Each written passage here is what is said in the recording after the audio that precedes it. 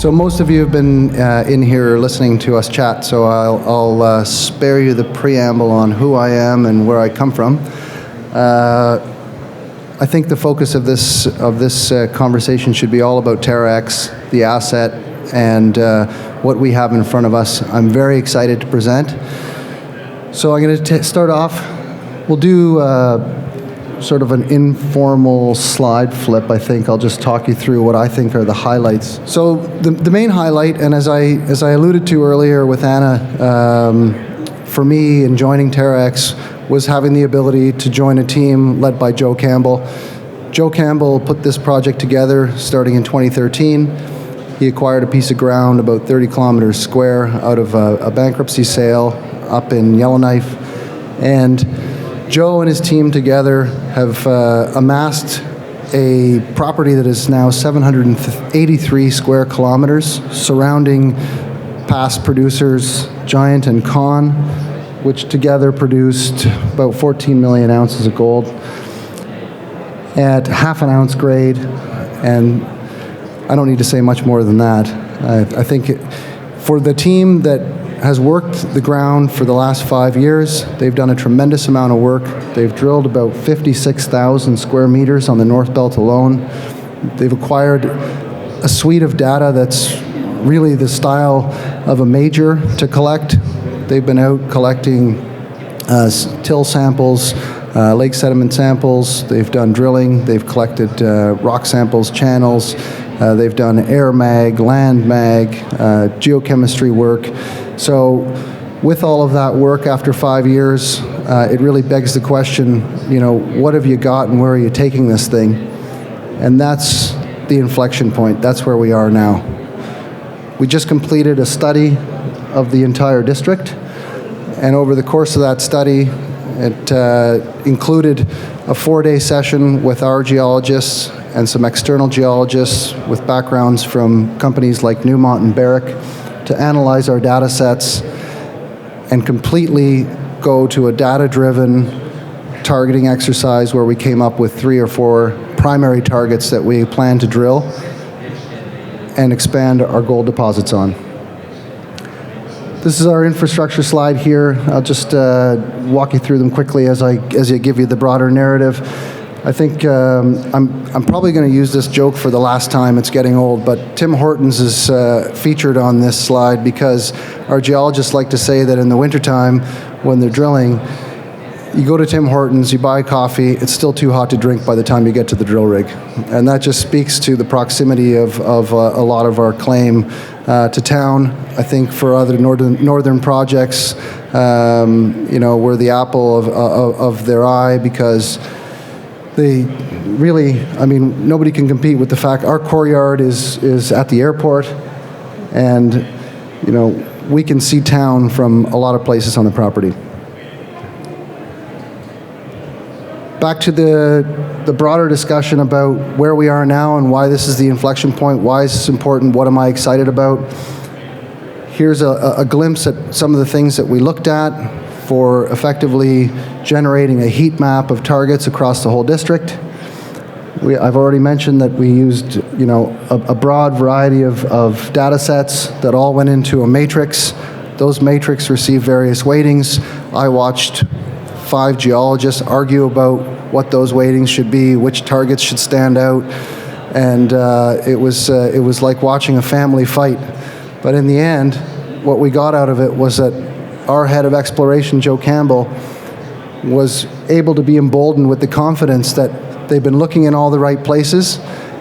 And in fact, with some of the other data sets that we've collected, we now know that there are huge, huge undrilled possibilities right near targets that we've already been exploring. And that's exciting for us. By way of this process, we've generated a prioritized pipeline of targets. In a very simple way, I can tell you that we know now exactly what we have across the district, and we have a plan for moving targets up the pipeline, and we're going to focus on the top 3. So what are the top 3?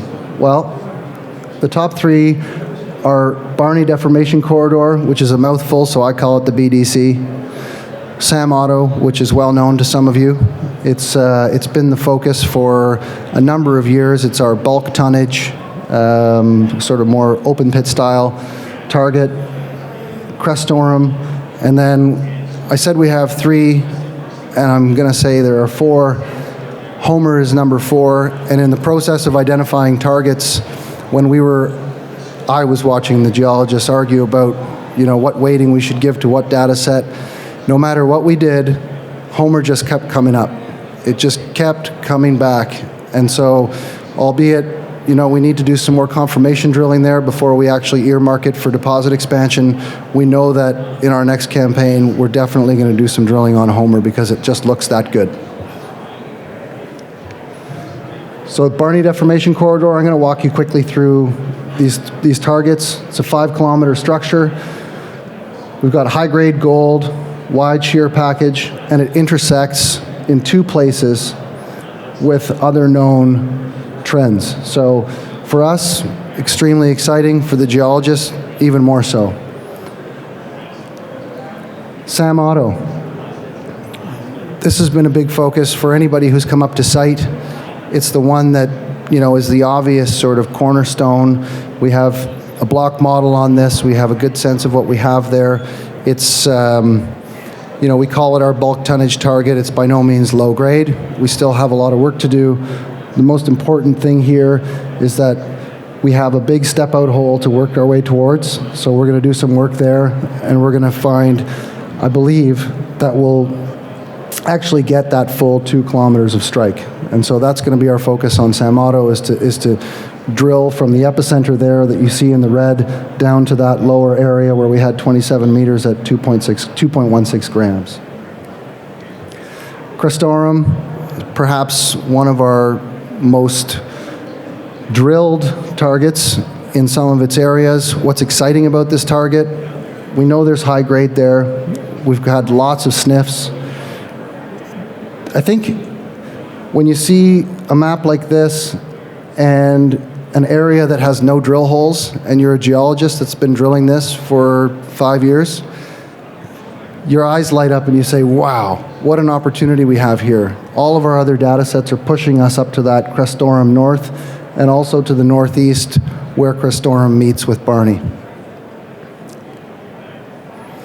And Homer, the one that wouldn't go away.